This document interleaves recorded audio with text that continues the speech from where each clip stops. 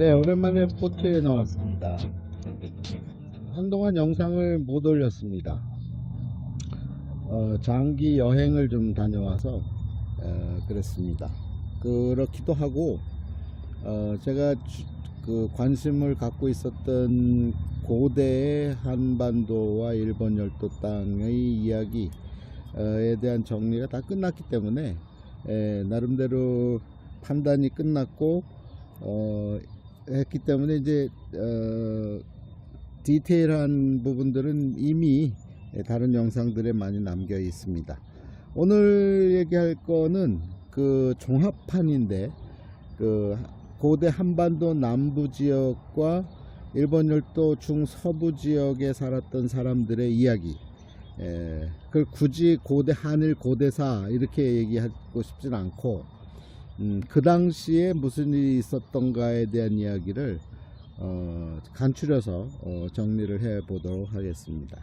그냥 그 당시에 무슨 일이 있었을까 라는 것을 궁금해 하다가 여행을 하면서 하나하나 파헤치는 과정 속에 제 나름대로 내린 결론이 이와 같다 이 말입니다. 상당히 신빙성이 있는 이야기를 들려드립니다. 혹여라도 영상을 보시고 이거를 드라마나 또는 대하 드라마나 또는 어떤 다큐멘터리로 제작하고 싶다면 굉장히 좋은 소재일 수도 있을 겁니다. 자, 제가 관심을 가졌던 것은, 그 관심의 발단은 바로 눈앞에 보이는 이 물 때문에 그랬다 그랬죠. 물. 그러니까 물이라는 단어가 고대에는 어떻게 쓰였을까를 몰랐었는데, 알고 봤더니 이 삼국시대에는 고구려에서는 매라고 표현했고, 그리고 이 백제 지역에서는 미라고 표현했다. 일본에서도 미라고 표현했다. 그래서 공통점을 찾은 거예요. 백제 지역에서도 미, 일본 지역, 고대 일본 중서부 지역에서도 미라고 표현했구나. 그러면 그 언어를 사용했던 사람들은 서로 의사소통이 되지 않았을까? 같은 단어를 사용했다는 뜻은 같은 언어를 사용하지 않았을까라고 하는 궁금증이 있었던 거죠. 그리고 결정적으로 발견한 것이, 일본 여행을 하면서 일본 고대 그 지역의 중심 지역인 나라, 오사카, 그리고 위로 교토, 그리고 더 위로는 그 비와호라고 하는 큰 호수를 지나다가 그 호수의 지역을 오미라고 하는 표현을 쓰는 바람에 제가 거기서 이제 힌트를 얻은 거죠. 오미. 한자로는 통하지 않는데 그 가까울 근자에다가 강, 바다, 강 할 때 강을 써놓고서는 그걸 오미라고 읽더라고요. 오미가 무슨 뜻인가 했더니 나중에 알고 봤더니 큰 물이다 이런 뜻이에요. 큰 물. 그러니까 미가 강자를 미라고 쓰기도 하는데, 미라고 발음하는데 일본서 바다 해자도 미라고 발음을 해요. 그래서 이 물과 관련되는 것은 미라고 발음하는구나. 그런데 그 미는 한반도에서는 한반도 남부 지역, 서남부 지역에서 미라고 썼다 이거죠. 지금도 그것이 남아 있다는 거죠. 그게 바로 우리가 매일은 아니지만 일상생활에서 쓰는 미역이라고 하는 거, 그 다음에 미더덕이라고 하는 거, 또 미나리라고 하는 거, 이런 것이 그 미가 이제 물이라는 뜻이에요. 물에서 나오는 식물 미나리, 미더덕, 바다에 있는 미더덕 아시죠? 미역, 미라고 표현했다 이거죠. 근데 일본 가면 그 미를 쓰는 곳이 많아요. 온천 지역 중에 도쿄 지역에서 한 1시간 반 가면 있는 아타미, 열해라고 써놓고선 아타미라고 읽어요. 그 다음에 수도, 물 숫자에다가 입구 도자를 쓰고 그걸 미토라고 그래요. 미토라는 지역도 있고, 그래서 일본서는 물을 미라고 표현하는 곳이 굉장히 많다는 것을 발견을 했어요. 그래서 공통적인 단어를 사용했단 말은 같은 민족, 같은 계열 계통의 사람들이 살았던 지역이 바로 한반도 남부 지역과 일본의 중서부 지역이었구나라는 것을 이제 또 다른 여러 가지 것들을 통해서 발견을 한 거죠. 그 중에 이제 발견한 것이 이제 국가적으로 어떤 그 성장을 하는 과정에서, 그러니까 삼국시대, 사국시대죠 사실은. 고구려와 백제와 신라 그리고 가야라고 하는 네 개의 나라가 존재했던 한반도 땅에 때 일본에서는 어떤 일이 일어났는가에 대한 기록들이 별로 거의 없기 때문에 사람들이 여러 추정을 하고 가설을 세우고 그러는데, 제가 찾아낸 것은 그 이유가 뭐냐면 바로 일본 열도 땅의 중서부 지역, 그러니까 지금의 교토를 중심으로 해서 교토 서부 지역, 그러니까 kyushu에서 시작해서 교토, 오사카, 나라 지역은 일대는 온통 우리 선조들의 삶의 터전이었다는 것을 발견을 했다는 거죠. 그래서 그걸 국가로 얘기하면 이제 가야라는 나라가, 가야라는 어떤 연맹체가 한반도 남부 지역에 있었는데, 자, 이 가야라고 하는 곳, 그곳의 시작 지점에는 우리가 알듯이 수로왕, 김수로왕, 그러니까 제일 우두머리라 이 말이죠. 수로왕과 그의 부인인 허왕옥이 있는데, 허왕옥이 독특하게도 한반도 열 땅에 있었던 여인이 아니라 인도 땅, 아유타국의 공주였다라고 하는 것이 이제 통설로 받아들여지고 있기 때문에, 그렇다면 이 가야는 독특하게도 최초의 국제 결혼이 이루어졌고, 그리고 그 구성은 한반도 남부에 살았던, 그리고 한반도 남부에 살았다는 것은 북쪽에서 내려와서 살았다 이 뜻이니까, 아마도 가야도 이 백제와 마찬가지로, 고구려와 마찬가지로 그 위쪽에 만주 지역에 있었던 사람들이 내려와서 살았던 그런 일종의 부여계통의 후손들일 것이다 라는 추정을 할 수 있습니다. 그래서 가야는, 수로왕 자체는 부여계통, 그러니까 부여에서 내려와서 고구려, 남, 그리고 백제 이렇게 연결되니까 그쪽 사람이고, 그 모계 혈통은 인도 아유타국의 공주였던 허왕옥이라고 하는, 이름을 붙여서 허왕옥이지 원래 이름은 모르겠습니다. 결혼에 의해서 이제 후손들이 형성이 되었고, 그 후손 중에 우리가 모르고 있었던 내용이 뭐냐면, 바다 건너서 한반도 남부에서 바다를 건너서 일본 열도라고 하는 이 땅을 개척한 이들이 가야인들이다 라고 하는 이야기예요. 제 가설입니다. 그 가설을 뒷받침하는 증거할 수 있는 것들은 뭐 부지기수로 많은데, 그 중에 이제 가야를 대표하는 것은 철기와 토기라 그랬잖아요. 지난번에 국립박물관 갔더니 그 학생들은, 아이들한테 설명을 하면서 가야는 어떤 나라예요? 무슨 철이 철기 제조, 그리고 철이 많았던 재련 기술이 있었던 나라가 바로 그것이 가야다라고 아이들한테 설명하면서 제가 아주 귀에 박혔습니다. 철 가야는 철. 혹시 이 영상 보시다가 그때 내가 설명한 건데 라고 생각하시는 그분이 있으면 또 재밌겠네요. 어쨌든 그래서 가야는 철기와 토기로 대표되는 국가라 이 말이죠. 근데 그 기술을 갖고 이 바다를 건너서 일본 열도 땅을 개척을 한 이들이 가야인들이다. 주요 지역은 어디냐?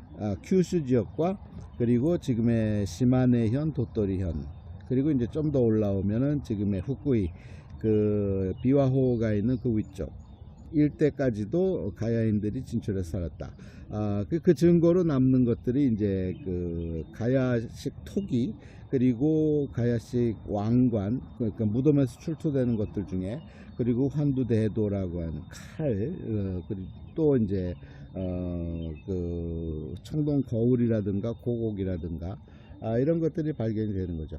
독특하게도 한반도에서는 고곡이 아니라, 고곡은 나중이지만 한반도 북쪽에서부터 내려오는 사람들이 갖고 있었던 것은 제사 지낼 때에 참성단, 저쪽에 강화도에 가면은 거기에 가면은 그 진열되어 있는 것 중에 3종 신기, 일본에서 말하는 세 가지, 그러니까 제사장이나 또 왕권을 상징하는 것이 세 가지가 있는데, 그 중에 하나가 검과, 그리고 청동 거울과, 일본에서는 고국이라고 하는데, 이 참성단에 가면요, 거기는 뭐가 있냐면 방울이 있어요. 방울이 있습니다. 고곡이 아니라 그런 차이점이 있어요. 그러니까 일본 건너가서는 고곡으로 바뀌었습니다. 어쨌든 그런 것들이 한반도에서도 발견이 되고 일본 열도에서도 발견이 되는 거예요. 가장 많이 발견되는 것은 토기죠. 토기. 가야식 토기. 가야식 토기는 확연하게 이제 가야가 이제 6연맹체가 되는 과정 속에 이 금강가야, 그 다음에 아라가야, 소가야, 비화가야, 뭐 나중에 이제 위로 올라가는 이제 큰 대가야, 뭐 이렇게 할 때 그 연맹체별로 토기의 모양들이 다 달라요. 그러니까 아라가야 토기의 대표는 이제 불꽃무늬 토기, 이렇게 되고, 금강가야는 약간 이 정사각형의 구멍이 형성되는 이런 것들이 똑같이 생긴 것들이 한반도 남부에서 발견되는가 하면 일본 열도 땅에서도 똑같이 발견이 돼요. 그건 뭘 얘기하냐면 한 민족이 두 지역에서 살았구나 라는 것을 얘기해 주는 거죠.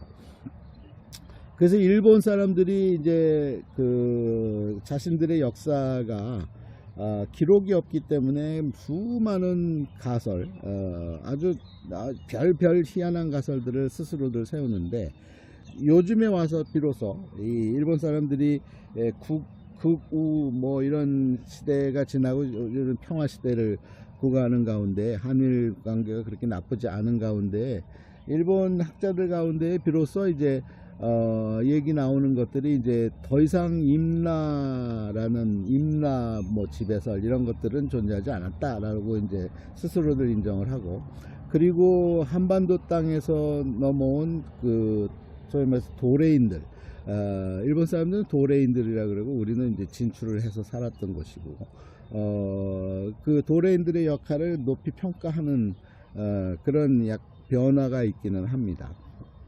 그런데 어쨌든 뭐 주장이 어떻든 간에 관계없이 이 반도 남쪽에 살았던, 지금으로 얘기하면 경상도 전라 지역에 살았던 사람들이 배를 타고 넘어와서 일본 열도 땅에 와서 살았고, 그리고 그들은 그냥 온 것이 아니라 나름대로의 신기술을 갖고 왔었다는 거죠. 특히 가야인들의 기술은 바로 철기 제조와 토기 제조 기술, 그것을 이제 일본인들이 자신들의 역사서에 남겨놨어요.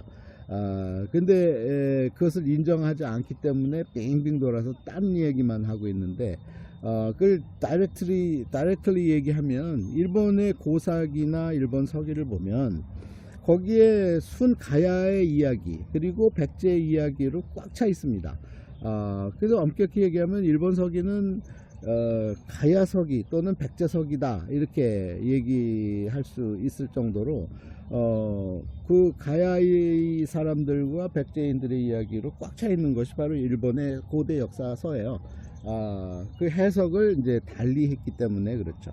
그러니까 제대로 해석법을 찾아냈는데, 그게 바로 간단하게 일본 서기의 서문만 보아도, 서문에 보면 일본 서기가 이제 고대 일본이 시작되는, 일본이라고 하는 나라는 이제 670년이 지나서야 만들어지지만, 그 중요합니다. 일본이라는 현재의 국가는 670년 이후가 되어야 등장하는 나라가 일본국이라고 하는 나라예요.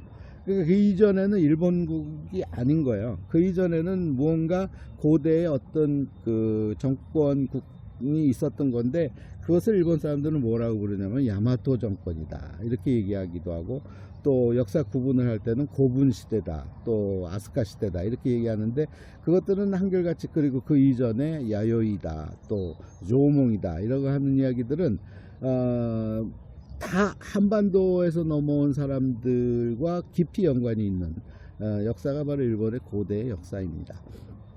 가야인들이 먼저 넘어왔고, 가야인들이 주 넘어온 통로가 하나는 규슈 지역, 그리고 또 하나는 시마네 도토리 지역이고, 어느 쪽이 더 활발하게 적극적으로 활동을 했을까라고 생각하면 큐슈보다는 시마네 도토리가 먼저였다 이렇게 판단이 됩니다. 그것을 이제 일본 서기 고사기에서 어떻게 진술을 하고 있냐면 나라가 만들어졌는데 시마네 지역에서 나라가 만들어졌는데 아마테라스라고 하는 여신이 그 나라를 인수해 버렸다.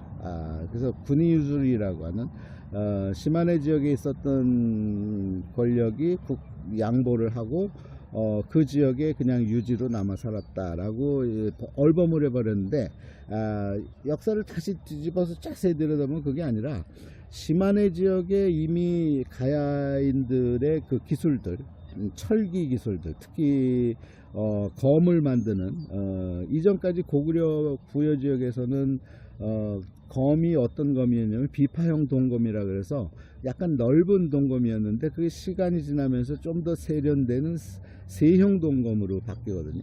그 세형 동검이 그 시마네 지역에서 수도 없이 발견이 되는 거예요. 한 곳에서는 무려 약 300개 똑같은 카피로 만드는 똑같이 만들어진 것들이 한 300여 개가 나왔는데 그래서 그걸 일본 사람들은 이게 제사 지내기 위한 그 도구였다라고 이제 판단하는데 그 지역을 일본 사람들이 뭐라고 부르냐면 아라가야의 신의 계곡 이렇게 써놨어요. 아라 계곡 신, 아라 신 계곡 이렇게 써놓고 그 읽기를 그렇게 읽으면 안 되니까 일본 사람들은 그걸 고진단이라고 읽습니다. 고진단이. 그대로 읽으면 가야의 신의 계곡 이 말이에요.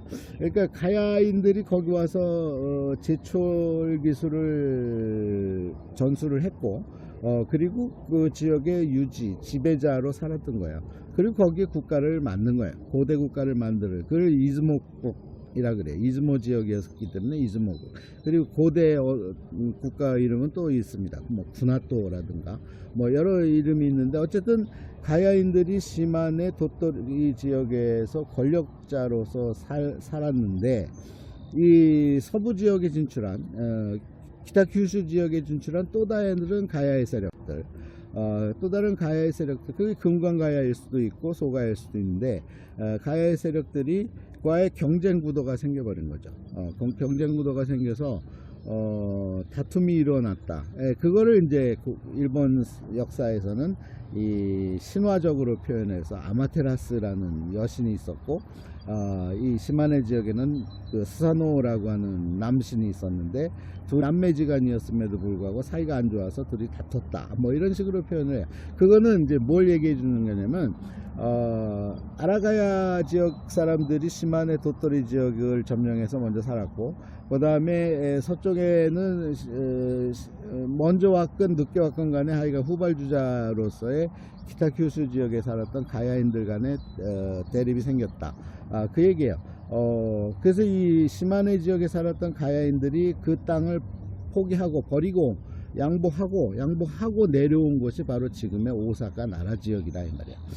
오사카 나라 지역에 와서 살아서 그 지역을 이제 점령해서 살면서 남겨지는 이름들이 막 나옵니다. 가야인들의 이름들이. 근데 그거를 일본 신화 서기 고사기 이런 데에서는 뭐라고 표현하냐면 이 지금의 그 나라에 가면요 그 오미와 신사라고 하는 가장 오래된 신사가 있고 그 위쪽에는 이소노카미 신사라고 하는 신궁이라고 하는 곳이 있어요. 이소노카미 신궁은 한국인들에게는 뭘로 알려져 있냐면 칠지도로 알려져 있는 그 칠지도도 중요한 거예요. 이 칠지도의 그 인물들 그 지역에 사는 인물들은 한결 다 가야인들인 거예요. 그런데 이제 나중에 백제가 들어오면서 이제 일어났던 사건이 바로 칠지도 사건이에요. 좀 이따 얘기 드릴게요.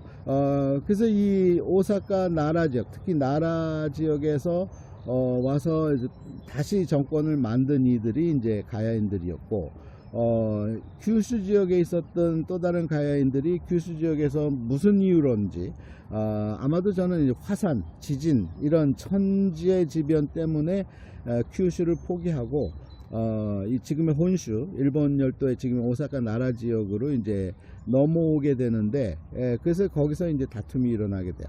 그 이야기를 일본 역사에서는 이제 진무토세라고, 신무동정이라고 하는, 신무왕, 신무천왕, 일본의 초대 천왕이라고 하는 이제 역사를 막 길게 늘려가지고 이제 일본 역사를 아주 굉장히 굉장한 나라로 만들기 위해서 나중에 이제 700년대에 돼서 역사를 쓰는 사람들이 일본과 천황의 시작은 BC 660년이다 라고 이제 역사를 만들어 버려요. 거짓말입니다. 660년, BC 660년에 큐슈 지역에서 이 신무라고 하는 인물이 지금의 세토나이카이를 타고 들어와서 오사카를 나라를 점령하는 이야기, 그리고 그 첫 번째 천왕이 되는 이야기를 기록을 하고 있는데, 그거는 실제 있었던 사건이긴 한데 뭐가 다르냐면 시점하고 인물상이 다 달라요. 그래서 먼저 오사카 나라 지역에 와서 살았던 가야인들, 그들의 출신지는 시작 지점은 시마네 도토리였고 그 이전에는 한반도 남부였다는 거죠. 그들이 이제 지금의 오사카 나라 지역을 개척해서 살고 있었고, 그 다음에 큐슈 지역에 살고 있었던 또 다른 가야의 세력들이 넘어와서 이제 신무라는 이름으로 나중에 기록을 그렇게 했다 이 말이에요. 오사카 지역에 진출하는 이야기, 그걸 이제 신무동정이다. 그게 BC 660년대가 아니라 역사적으로 추적을 해보니까 아마도 200년대 중반이었을 것이다 라는 얘기예요. 그 얘기는 무슨 얘기냐면, 오사카 나라 지역을 개척한 가야인들이 그 지역을 들어온 때는 벌써 200년대 초반에는 이미 들어와 있었다는 얘기예요. 그리고 200년대 중반에 이 큐슈 지역에서 진출하는 신무라는 이름의 누군가가 이제 들어와서 이제 경쟁 구도를 통해서 이제 하나로 합쳐지는 이야기가 이제 일본 역사에 쓰여져 있습니다. 그래서 오사카 나라 지역에 와서 이제 하나의 정권이 만들어져요. 그게 이제 야마토 정권의 시작점이에요. 그러니까 야마토 정권의 시작점에는 이제 연맹체로서의 가야가 여럿이 있는데, 그 중에 최소한 2개의 연맹체가 하나로 합쳐지면서 야마토 정권이 만들어지는 거고, 그 야마토 정권을 만든 이들은 한결같이 가야인들이다 라는 이야기예요. 그리고 그것을 뒷받침하는 이야기들은 일본 고사기와 일본서기에 자세히 기록이 되어 있습니다. 그거를 해석하는 방법을 몰랐거나 다르게 해석했기 때문에 그동안 베일에 쌓여져 있는, 그리고 일본인들은 여전히 헤매고 있어요. 어떤 지워진 150년 역사다, 뭐 오왕의 시대는 누구인가, 뭐 히미코는 누구인가, 헤매고 있습니다. 이렇게 쉽게 해석이 가능한데, 그래서 가야인들이 이 오사카 나라 지역을 점령해서 살면서 야마토 정권을 시작을 하고, 그 정점에 달하였던 것이 한반도에서도의 가야가 500년대 중반에 이제 결국은 이제 소멸되는데, 그 이전에, 그러니까 400년대쯤 되면 300년대 400년대는 가야인들의 세상이었다. 특히 일본 열도 땅은. 그랬다가 이제 300년대 말에 광개토 대왕이 밀고 내려오면서, 왜냐면 이 가야하고 일본 열도에 있었던 가야 세력들, 그걸 웨라고 불렀다 이 말이에요. 웨라고 부를 때 그들은 가야인들입니다. 가야인들과 한반도 남부에 있었던 가야, 그리고 서쪽에 있었던 백제가 연합을 해서 신라를 공격을 하니까 신라가 어쨌든 신라가 고구려에다가 구원을 요청을 해서 원병을 광개토대왕 호태왕이 보내와서 한반도를 전체를 한번 점령하고, 심지어는 일본 열도의 일부도 진출했다고 하는 이야기도 있습니다. 신빙성이 굉장히 있는 이야기인데요. 한번 휩쓸고 갔다. 일본 열도를 휩쓴 경우가 3차례 있었다. 지금까지 역사를 통해서 한번 광개토대왕 때에 한번 휩쓸고, 그 이전에 근초고왕 때, 백제의 근초고왕 때 한번 휩쓸고, 그 다음에 광개토대왕 때 휩쓸고, 그리고 이제 나중에 원나라 몽골군이 한번 들어오는 때가 있죠. 근데 본토까지는 안 왔기 때문에 본토까지 완전히 점령한 세 번째 나라는 미국이죠. 2차 대전 때 일본이 항복할 때까지 미국은 일본 열도 땅을 대공습을 하고 진출을 했습니다. 그런 나라가 이제 일본이고, 그래서 이제 다시 돌아가서 백제가 이제 절체절명 이제 396년에 광개토 대왕이 밀고 내려오니까 항복을 하게 되죠. 그때 아신왕 때인데, 아신왕은 항복하지만 남쪽에 있었던 백제 세력은 항복 안 하고 일본 열도로 들어오게 돼요. 일본 열도로 넘어와서 일본 열도에 자리 잡고 있었던 가야인들을 누르고 새로운 정권을 만들어요. 그게 이제 그 야마토 정권 이제 중기 후기인데, 그게 언제냐면 300년대 말 400년대 초. 그래서 일본에서는 누구라고 기록하냐면 오진왕이다. 15대 왕이 되는 오진왕 때다. 응신왕이에요. 응신왕. 오진왕은 지난번에도 얘기했지만 오진은 웅진 이 말이에요. 웅진. 웅진 어디? 공주. 충청도 지역에서 넘어온 세력이 정권을 쥐게 되는 때가 15대 왕이 되는 오진왕 때입니다. 그래서 그게 400년대를 열기 시작하면서 이전까지 오사카 나라 지역에 전체적으로 퍼져 살았던 가야인들의 세력이 백제인들 정권, 백제 정권이 넘어온 거거든요. 넘어오면서 지금의 야마토강을 중심으로 해서 야마토강 북쪽 지역에는 가야인들이 살고 이 남쪽 지역에는 백제인들이 살게 되는 거예요. 그 강을 중심으로 해서. 그래서 지금 이 유적지들이 남아 있는데 야마토강 남쪽 또 강 언저리 쪽에는 백제인들의 유적이 많아요. 무덤들이 많아요. 횡렬식 석실고분들이 굉장히 많습니다. 가야인들은 원분을 쓰거든요. 우리 조상들이 늘 쓰던, 지금도 쓰고 있는 원분 형태, 둥그런 무덤을 이렇게 봉분을 세우는 무덤을 썼는데, 가야인들은 그래서 지금의 가야 유적들을 보면 마리산 고분이나 또 이 다른 고분들을 가면 대성동이나 가면 다 원분이에요. 그런데 백제인들은 횡렬식 석실, 대표적인 게 지금 무령왕릉, 공주에 가면 이제 25대 왕인 무령왕릉이 바로 횡렬식 석실 형태예요. 그러니까 굴을 파고 들어가는 거죠. 가야인들은 위에서 내리는 형태, 우리 조상들이 늘 쓰는 방법이에요. 내리는 형태의 무덤을 썼다 그러면 백제인들은 옆으로 집어 넣는 형태, 횡렬식으로 넣는 형태인데, 일본에 가면 수도 없는 그런 것들이 발견돼요. 특히 야마토강을 중심으로 해서 야마토강 언저리와 남부 지역에 가면 수도 없이 있습니다. 가면 그냥 발견됩니다. 그래서 백제인들이 400년대부터 들어와서 살았고, 그 대표 인물이 이제 등장하는 것이 바로 곤지라고 하는, 곤지라고 하는 계로왕의 동생에 해당되는, 백제의 계로왕은 이제 광개토대왕의 아들인 장수왕에 의해서 목배임을 당하잖아요. 그게 이제 475년의 일이고, 그보다 먼저 10수년 전에 이미 일본 열도 땅에 곤지가 넘어와서, 계로왕의 동생이 넘어와서 정권을 쥐기 시작을 해요. 그리고 그를 일본에서는 이제 뭐로 기록하냐면은 유략 천왕으로 기록을 해요. 일본 사람들은 인정을 안 하겠지만 웅략입니다. 웅략 천왕으로 등장하는 이가 바로 곤지예요. 그리고 그때부터 백제의 권력이 들어와서 언제까지? 백제가 멸망하는, 한반도에서 660에서 663년 사이에 멸망하게 되는데, 그때까지 야마토 정권은 백제인들의 정권이야. 그 이전에 400년대 이전까지는 가야인들의 정권이었고, 400년대부터는 백제인들의 정권, 확실히 정권을 쥐는 시기는 바로 곤지가 들어오는 460년대. 그리고 그 웅략 천왕으로 일단은 그 인물은 그 정권을 확실히 하기 위해서 엄청난 살상 행위를 하기 때문에 유략군은 굉장히 무서운 천왕으로 기록되어 있습니다. 그럴 수밖에 없는 것이 가야를 누르고 백제 권력을 세우기 위해서는 주변에 있는 모든 정적들, 심지어는 가장 가까이 있는 정적부터 쳐내려갔거든요. 그 기록들이 어디 남아 있냐면 나중에 이제 계로왕이 470년대 이전에 중국 땅에다가 대륙에다가 이제 공립받기 위해서 이 공립이라는 단어가 굉장히 중요한 단어인데, 이 공립이라는 단어를 누가 썼냐면 지금 전라도 지역에 계시는 김상 교수라는 분이 썼는데, 굉장히 받아들여야 할 만한 이야기입니다.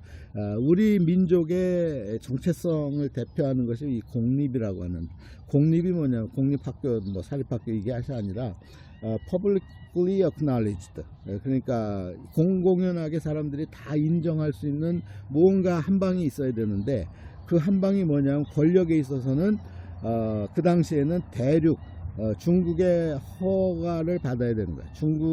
그래서 중국 땅에다가 계속해서 표문을 보내요. 상표를 보내는데, 상표를 하는데, 그래서 이제 중국 땅에서는, 중국 땅도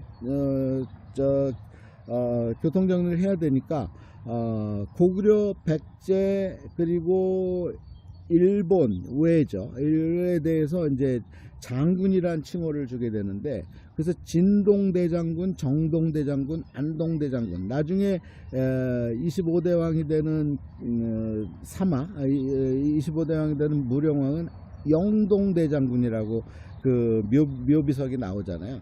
그래서 대장군 칭호를 받기를 원했어요. 그래서 계로왕도 중국에 표를 보냈을 때 이 중국에서 뭐라고 허락을 했냐면은 2명의 장군을 임명을 한 거예요. 하나를 계로왕, 또 하나는 곤지를 임명을 한 거예요. 그래서 좌현왕, 우현왕 이렇게. 그러니까 우현왕으로는 계로왕, 좌현왕으로는 곤지를 임명을 한 거예요. 그 계로왕이 한 땅에서 2개의 왕이 있을 수 없기 때문에 계로왕이 곤지를 일본 열도로 보내는 거예요. 동생은 일본을 지배하라. 그래서 이 곤지가 넘어오는 시점이 460년 초반이야. 450년대야. 450년대. 그리고 460년, 61년 사이에 형 계로왕의 부인을 데리고, 만삭 중인 부인을 데려오다가 이제 출생하게 되는 사람이 바로 25대 왕이 되는 무령왕이거든요. 그 무령왕을 왜 만삭 중인 형의 부인을 데리고 왔을까? 의구심이 많죠. 공립 때문에 그래요. 한국인들은 지금도 마찬가지, 지금은 더해요. 한국인들은 공립되지 않으면 인정 못 받는 거야. 퍼블리클리 어크날리지 되지 않으면, 뭔가 한 방이 없으면 안 돼. 그래서 중국의 인정을 받으면 그걸로 이제 끝, 이렇게 됐었는데, 오늘날은 이제 민주주의죠. 오늘 민주주의에서 국민 주권 시대고, 국민의 허락을 못 받으면 공립이 안 되는 거예요.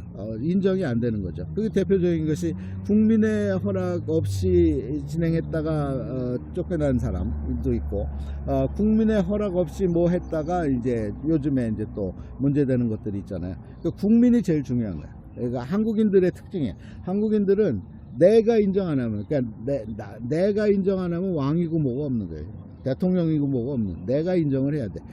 그 인정하는 한 방이 바로 그 당시에는 공립이라고 하는, 중국의 인정을 받는, 그래서 왕으로 임명을 받는, 대장군으로 임명을 받는 것이 중요했는데, 그래서 곤지가 450년대 말에 좌현왕으로 임명이 돼서 한반도 땅에서 형의 부인을 데리고 와서, 왜냐면 왕비가 있어야 이제 인정을 받기 때문에 넘어와서 이제 출생하는 이가 무령왕이에요. 그러면서 무지막지하게 이제 곤지는 일본 열도를 지배하기 시작합니다. 그것이 바로 유략왕이에요. 유략천왕이고, 그렇게 해서 교통정리를 해서 400년대 중반 이후, 그러니까 500년대, 600년대 중반까지 구가했는데, 한반도에서 백제가 멸망을 하니까, 그거 살려보겠다고 열도 땅에 있었던 백제 병력들, 백제 권력들, 백제 2만 7천, 3만 7천 명을 보냈다는 거 아니에요. 한반도 땅으로 백제를 살려보기 위해서. 이상하지 않습니까? 왜 나라가, 그러니까 지금까지의 생각을 해보면, 왜 놈들이 왜 한반도의 백제를 살려보기 위해서 수군, 거의 전 병력에 해당되는 수군 2만 7천, 3만 7천 보냈을까? 이상하지 않아요? 그걸 이제 지금까지 우리는 어떻게 해석했냐면, 뭐 완충지대로 두기 위해서 그랬다. 백제를 살려놔야 일본으로 침략을 안 하니까 완충지대가 필요하기 때문에 그랬다. 이런 아주 좋은 해석법을 갖고 있어서 그거 아니에요. 그거 아니라 일본 열도 땅도 백제가 지배하고 있었고 한반도 땅도 백제가 지배하고 있었어요. 한반도 중서부 지역을 그 일본 열도의 대부분을 백제가 지배하고 있었던 시점이 400년대 실효 지배는 400년대 중반 이후부터 660년 200여 년간 지배하고 있었고 한반도 땅에 있었던 백제가 멸망을 할 위기에 처하니까 일본 열도에 있었던 백제 병력을 보낸 거예요. 27,000, 37,000을. 그랬는데 이제 실패한 거죠. 실패하고 이제 그 당시에 간 사람이 바로 나카노에라고 나중에 이제 38대 왕이 되는 저는 이제 그도 또한 그 의자왕의 아들이다 이렇게 보는데 그러니까 아버지 살려보겠다고 보낸 거고 또 부인이 천왕이었는데 왕이었는데 부인도 남편 살려보겠다고 그 많은 병력을 아주 지체 없이 보냈던 거죠. 그랬는데 이제 결국 열도 백제는 멸망을 하고 권력은 누구한테 넘어가냐면은 이 의자왕의 또 다른 아들로 보여지는 이제 40대 왕이 되는 천무왕, 천무왕에 의해서 이제 권력이 쥐어지면서 천무는 천지도 그렇고 천무도 그렇고 38대 왕, 40대 왕이 아버지는 서명이에요. 서명 그가 의자왕으로 저는 보는 거죠. 왜냐면 한반도하고 일본 열도 동시에 백제가 지배하고 있었기 때문에 그런데 그 아버지는 백제인이지만 부인은 그러니까 이 고격구 천왕 또 제명천왕이라고 하는 여자 천왕이 등장하는데 그는 이제 서명의 부인이거든요. 부인인데 그 여인은 혈통이 가야계인 거예요. 기비 쪽인 거야. 지금의 오카야마 쪽인 거야. 그러니까 이 40대 왕이 되는 천무 그러니까 백제가 멸망한 이후에 백제 한반도에서 603년에 완전 멸망하니까 그 살려보려고 했었지만 안 되고 이제 천지도 얼마 못하고 이제 시간이 지나서 이제 670년대 말 80년대 되면서 이 천무왕이 어떤 정책을 피냐면 더 이상 일본 열도 땅에서는 백제는 없었다 라고 하는 거예요. 다 지우는 거예요. 백제 다 지우기 운동. 차라리 가야를 더 다시 부활시켜야 되겠다. 그래서 그로부터 한 100여 년간은 백제인 후손이라기보다는 가야인의 후손이 다시 왕권을 쥐게 돼요. 그거를 이제 700년대 나라의 시대라 그럽니다. 나라의 시대. 그러니까 나라의 시대 때의 일본 왕은 가야인의 후손들인 거예요. 그리고 이제 나중에 700년대 말에 이제 수도를 지금의 교토로 옮기면서 등장하는 이제 환무왕 50대 왕 환무왕은 다시 백제인의 후손인 거예요. 그래서 지금 천황가에서 자신들이 주장하기를 우리 조상은 바로 이 무령왕의 후손이다. 그러니까 우리는 백제인의 후손이다라고 공공연하게 얘기하는 이유는 자신들의 조상은 다 한반도에서 왔다는 걸 인정을 하는 거죠. 역사가들 또 정치가들 책략가들이 다르게 해석을 하고 알려줘 왔기 때문에 우리는 그렇게만 알고 있었던 거지 사실은 지금 제가 이제까지 얘기한 그런 내용들로 진행이 된 거죠.